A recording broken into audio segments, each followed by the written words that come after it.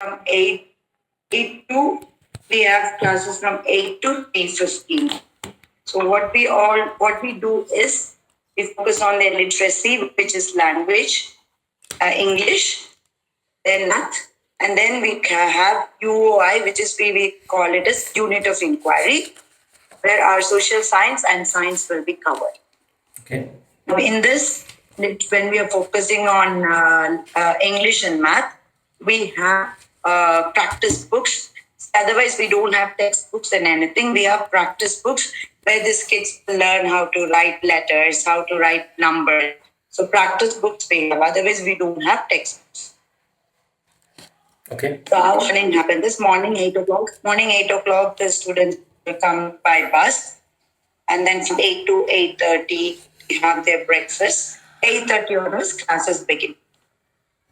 So 9:50, we have a break. Before that, we have 2 lessons. So it could be either English, it could be either math, or it could be either one of the specialist classes. So what we offer, when I say specialist classes, we have music, we have art, we have ICT, we have STEAM classes. So this, and PE classes. Under PE, swimming also will be covered. So Okay. once in a week, 2 lessons will be dedicated for swimming and 2 lessons for PE, physical education. Okay. And we have art classes, we have art, STEAM and ICT. This is about special classes. So 9:50 to 10:05, we have a snack break. And from again 10:05 to 11:55, we have another 3 classes. We break for lunch. So lunch is from 12 to 12:45. After that, they have 4 lessons before they board the bus. So before they board the bus, a snack and a juice will be served for them. Okay. So in English, when I talk about English, we focus on the letter formation. Okay.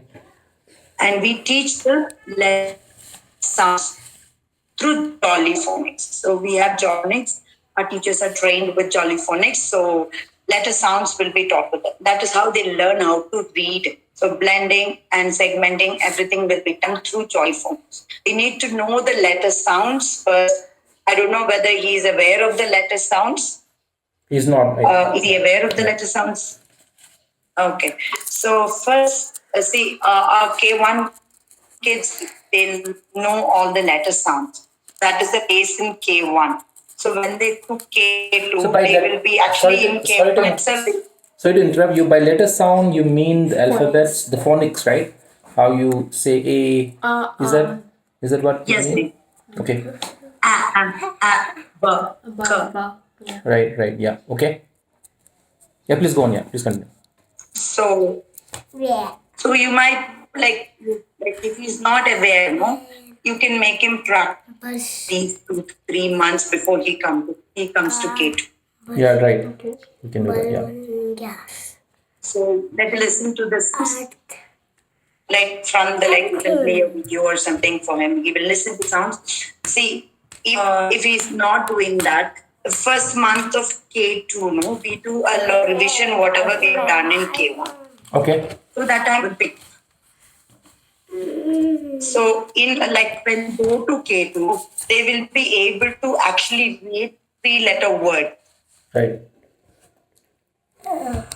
So and they learn to differentiate between sentences. See, some kids go to the extent of writing sentences as well. Mm-hmm. Right. So proper thing like with 3-letter words, no small sentences when they are in K2. By the end of K2, what we expect the K2 students is they'll be able to write at least 2-3 sentences or a short story independent. Okay. This is about English. Then rhyming words, all those are covered under English. Then when I talk about math, we do numbers till 50. Okay. They do between, before, after. Then they do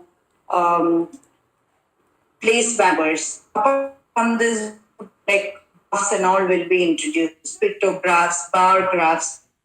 They learn how to collect data, how to represent it on a graph.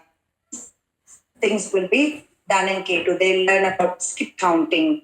number names till 50. Right. So this is about math and when I talk about again, I told you about science studies. So science units are like they learn about animals, they learn about healthy eating habits. So then they learn about how to express themselves.